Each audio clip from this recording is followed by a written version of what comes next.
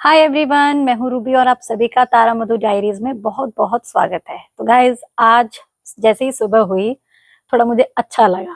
क्यों लगा? क्योंकि कल मेरे एक कस्टमर के साथ बहुत ज्यादा ही झिकझिकबाजी हुई। कभी कभी ऐसा होता है ना कि ऐसे ऐसे केक के ऑर्डर्स आते हैं और ऐसे ऐसे कस्टमर्स होते हैं कि उनको डील करना बहुत मुश्किल हो जाता है। और जिस चीज के लिए झिकझिकबाजी हुई, वो जो केक था वो था एक सेल्फी केक, और वो मैं पोस्ट करूंगी तारा मधु की रसोई पे, तो आप उसे जरूर देखिएगा और मुझे बताइएगा जरूर कि क्या मैंने गलत किया। अब आप सोच रहे होंगे कि हुआ क्या मेरे साथ। तो देखिए क्या हुआ।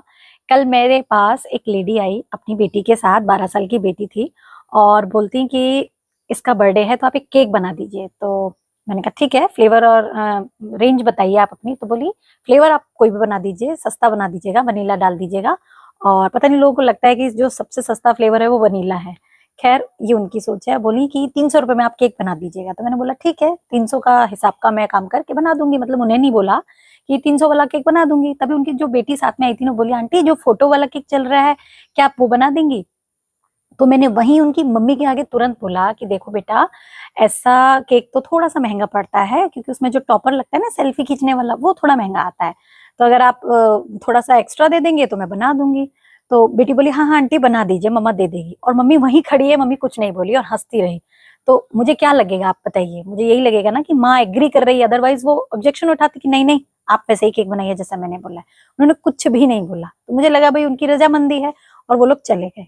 फिर मैंने पूरा वो केक बनाया, 300 का ही केक बनाया, बट उसके ऊपर टॉपर और थोड़ा सा एक आर्टिफिशियल डेकोरेशन की, अच्छा सा, मतलब एक स्टेंसिल से मुझे एक नई डिजाइन भी सिखानी थी अपने व्यूअर्स और सब्सक्राइबर को। तो मैंने वो वीडियो में वो सब कुछ दिखाया, सिखाया। केक उनको 300 का ही बनाया, बट क्योंकि एक टॉपर लगा दिया सेल्फी वाला, तो वो 30 का था, तो और एक फुल लगाया, तो मैंने 35 रुपए एक्स्ट्रा, 335 रुपए उनसे मांगा। इस पर तो मतलब क्या बवाल हुआ। मैंने जब से ही वो आए तो मैंने केक दिया, तो बोली ये और 300 रुपए देने लगी। तो मैंने बोला ये 300 का तो नहीं है, ये तो 335 का है। तो बोली मैंने तो आपको 300 बोला था। मैंने कहा आपने तो बोला था, पर आपकी बेटी ने चेंज करवा दिया था ना कि सेल्फी वाला बनाइए। बोले नहीं नहीं, मैंने थोड़े ना बोला था। तो अब बताइए, खड़ी आप वही हैं, ऑब्जेक्शन उठा नहीं रही हैं, तो कोई दूसरा क्या समझेगा? तो बोली मैंने तो आपको नहीं बोला ना, उसने बोला, तो आपने उसके कहने से क्यों बनाया? मैंने बोला मैं क्या बोलूं। बोलती कि, मैंने कहा अब तो ये बन गया तो ले लीजिए। तो बोली नहीं नहीं, आप ये इस पे से जो लगाया आपने इसे हटा लीजिए, मुझे 300 का ही दीजिए। अब बोलती हैं एंड टाइम पर कि इसको ऊपर से हटा लीजिए। तो अब ये सोचिए, अगर मैं उसे हटाती हूँ तो पूरी डेकोरेशन खराब होगी, मेरा टाइम वेस्ट होगा दोबारा उसे बनाने में। वो केक 300 का फिर और नहीं जाएगा, उसमें मुझे और एक्स्ट्रा खर्चा करना पड़ेगा। तो मैंने बहुत बोला कि भाई 35 रुपए में कुछ ऐसा फर्क नहीं पड़ता, आप ले जाइए, बच्चे का मन रह जाएगा। बोली नहीं नहीं, जब मैंने बोला ही नहीं तो आप ऐसे कैसे आपने एक्स्ट्रा रेट लगा दिया।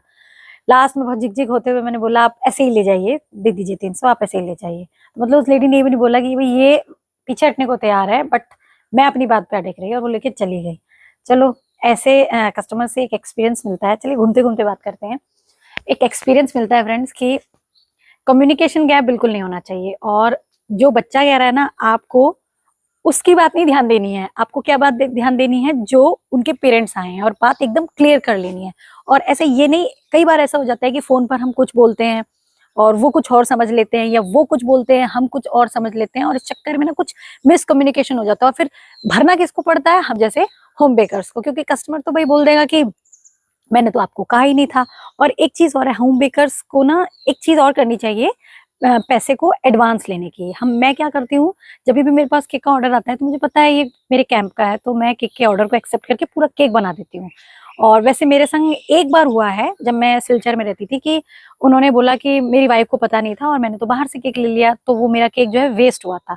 बट शुरुआत थी तो मैंने सोचा कि हो जाता होगा ऐसे, और हमने खुद ही घर में वो केक कट कर लिया था। बट हमेशा ना केक के ऑर्डर में थोड़ा सा एडवांस लेना चाहिए। अगर आपका कोई कस्टमर बाहर का है तो भले ही आप जस्ट जैसे शॉप्स पर नहीं लेते हैं टोकन मनी, वैसा एक जरूर लेना चाहिए।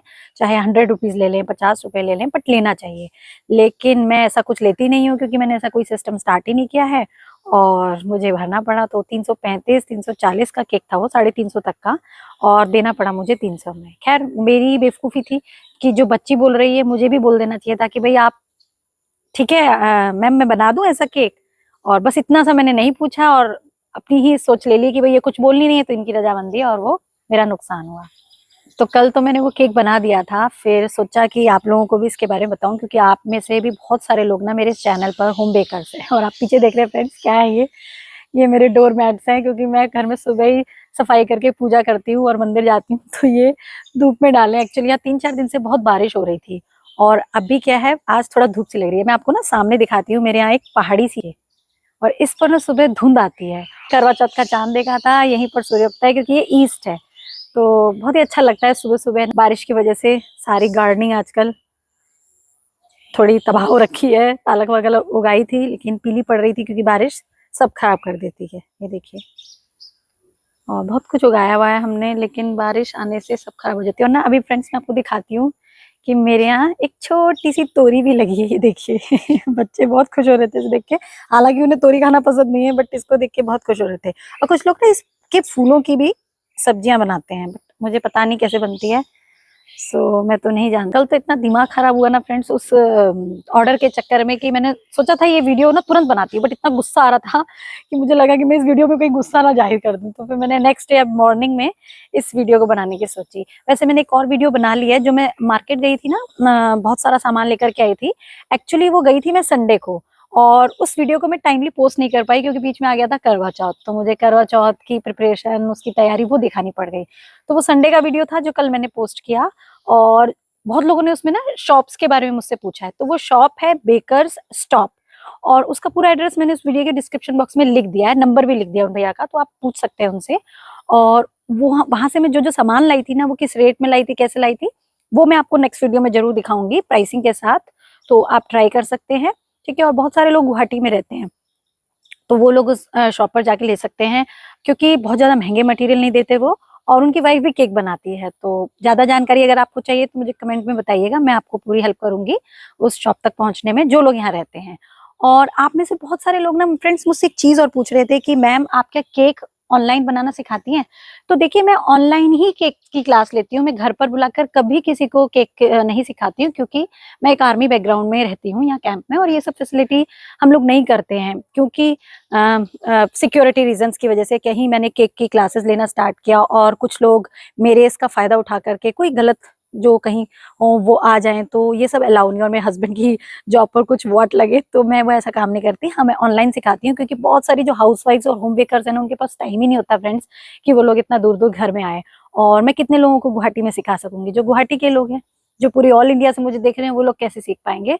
तो मेरा ये मानना है कि ऑनलाइन के थ्रू मैं बहुत अच्छे से सिखा सकती हूँ। प्लस फिर वहां पर मैं एक व्हाट्सअप का भी एक ग्रुप जनरेट कर लेती हूँ, जिसमें मैं कोर्स के खत्म होने के बाद भी लोगों को हेल्प कर देती हूँ।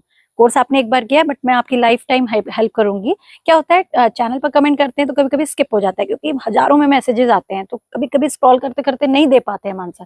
बट व्हाट्सएप में फिर भी एक लिमिटेड पीपल रहते हैं, तो हम उनको आंसर कर देते हैं, और कोशिश करते हैं वैसे तो सभी की क्वेरी को सॉल्व करने की, क्योंकि भाई कोई चीज हमने सिखाई है तो उसको उसके बारे में कोई डाउट आ रहा है तो वो भी क्लियर हमें ही करना चाहिए। बट एनी हाउ, बहुत सारी पब्लिक हो जाती है लाखों में, तो बहुत मुश्किल हो जाता है। ऑल्दो मैं अपने वीडियोज में सब कुछ एक्सप्लेन इतनी अच्छे से करती हूँ कि कोई डाउट रहे ना, बट जो बिगिनर्स हैं उनमें रह जाते हैं, तो कोशिश पूरी रहती है। फिर भी अगर कोई डाउट रह जाता है तो आप मेरी क्लासेस ज्वाइन कर सकते हैं। मेरी क्या, आप किसी की भी कर सकते हैं अगर आपको बेकिंग में इंटरेस्ट है, और उसको सीख करके आप आगे जरूर बढ़िएगा।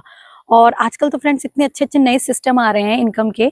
अभी हाल ही में मेरे को एक न्यूज पता लगी कि फेसबुक से भी अर्निंग स्टार्ट हो गई है। तो मैं फेसबुक, मेरा पेज है तारा मधु की रसोई पर, आपने नहीं अगर देखा है तो उसे जरूर फॉलो कर लीजिएगा।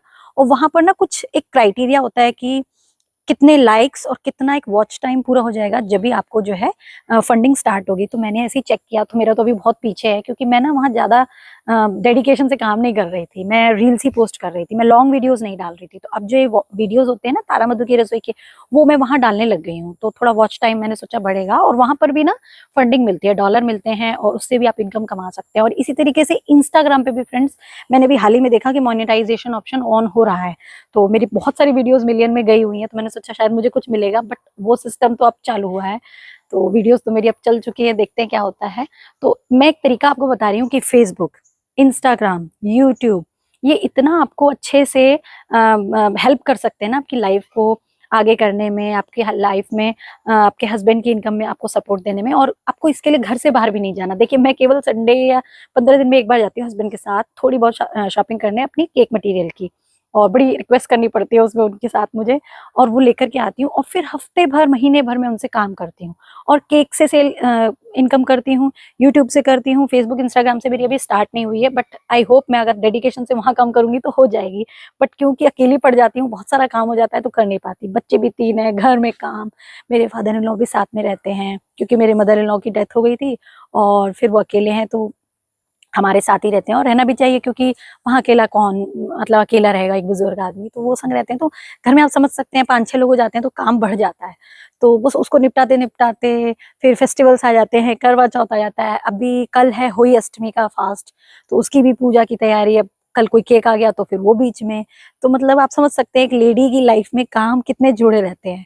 और अपनी भी सोशल लाइफ होती है, हस्बैंड होते हैं, बच्चे होते हैं, उनके समय भी साथ भी टाइम स्पेंड करना पड़ता है।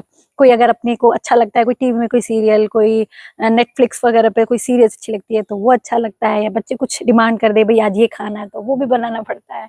तो मतलब लाइफ में ये सारी चीजें डिमांडिंग तो लगी रहती हैं। और खुद की डिमांड तो फ्रेंड्स कहाँ होती है, खुद की डिमांड होती है कि भाई मुझे कोई फेस्टिवल आ रहा है तो ये साड़ी लेनी है, ये ज्वेलरी लेनी है।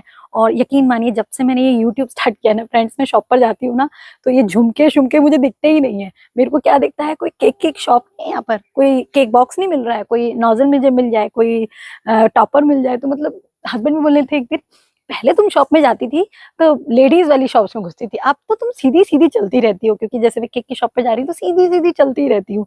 तो तुमको अब तो ये सब दिखता ही नहीं है। मैंने कहा पता नहीं क्या है, काम में इतनी उलझ गई हूँ कि अब अपनी लाइफ कुछ रह नहीं गई है। चलिए छोड़ो, मैं लेकर के आऊंगी। तो फिर अभी जब करवा चौथ पे गई थी तो कुछ लेकर के भी आई, हालांकि थोड़ा बहुत ही लाई।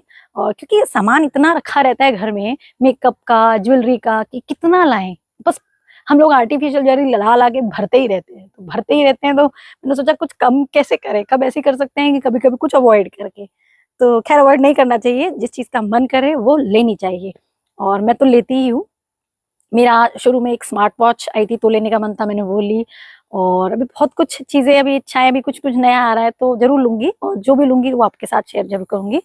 तो बस बच्चे मेरे अब शायद उठने वाले हैं, उनको दूध, आज संडे है तो सो रहे हैं, तो मैंने भी सोने दिया, 7:30 बज रहे हैं अभी, कि सो लीजिए तुम लोग। और मैं तुम्हें दूध अभी देती हूँ, गर्म कर दिया है, ठंडा हो रहा है हल्का हल्का, बस अंदर जाके दूध दूंगी उन बच्चों को। और जो तारा मधु की रसोई पे वीडियो जाती है उसकी थोड़ी सी एडिटिंग बाकी है, तो वो करके चैनल पर पोस्ट करूंगी। और फिर संडे है, घर के काम, ब्रेकफास्ट डिनर, और बच्चे ने इडली डोसा की डिमांड करी है तो वो बनाऊंगी, दोपहर में पिज्जा मांगा है, तो मतलब संडे पूरा पैक। अभी केक का ऑर्डर आ गया तो बच्चों को सेटल करूंगी कि केक को सेटल करूंगी, वो भगवान ही जाने क्या होगा। चलिए फिर मिलते हैं फिर नेक्स्ट वीडियो में। ये वीडियो कैसी लगी जरूर बताइएगा, जस्ट आपको ऐसे ही अपना एक्सपीरियंस अपने बारे में शेयर कर रही थी। पसंद आई हो तो लाइक शेयर कीजिएगा, चैनल पर नए हैं तो चैनल को सब्सक्राइब करके साइड में जो बेल आइकन है उसे प्रेस कर लीजिएगा। और मैं बाहर आके वीडियो इसलिए बना रही थी फ्रेंड्स, क्योंकि ये पकड़ पकड़ अगर मैं अंदर करती ना तो वो लोग डिस्टर्ब होते, तो मैंने सोचा ग्रीनरी में बनाती हूँ रोजाना, क्या रूम में बनाऊं। और बोला भी गया है कि सुबह सुबह ना सूरज की रोशनी को देखना चाहिए। देखिए सुबह सुबह जो है सूरज पेड़ों के वहां से, और बहुत ही अच्छा लग रहा है। चलिए फिर मिलते हैं नेक्स्ट वीडियो में, बाय बाय, टेक केयर।